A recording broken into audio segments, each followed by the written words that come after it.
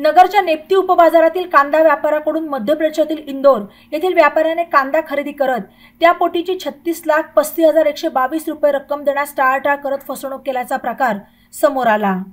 या प्रकरणी इंदोरच्या व्यापाऱ्यावर नगर तालुका पोलीस ठाण्यात गुन्हा दाखल करण्यात आला।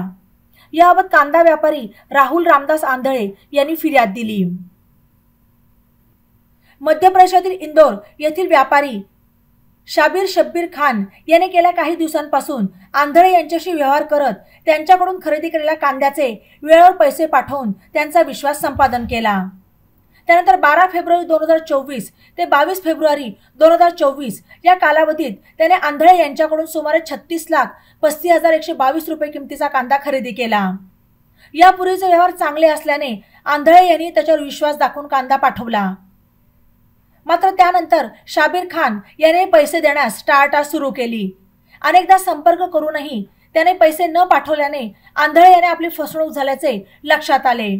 त्यामुळे त्यांनी शुक्रवारी 3 मेला दुपारी नगर तालुका पोलीस ठाण्यात फिर्याद दिली। या फिर्यादीवरून पोलिसांनी आरोपी शाबीर खान याच्या विरुद्ध भारतीय दंडविधान कलम 420, 406 प्रमाणे गुन्हा दाखल केला। पुढील तपास पोलीस उपनिरीक्षक जयेश गांगुर्डे करत आहेत। ई नवा मराठा यूट्यूब चॅनलला सबस्क्राइब करा आणि बेल आयकॉनवर प्रेस करा।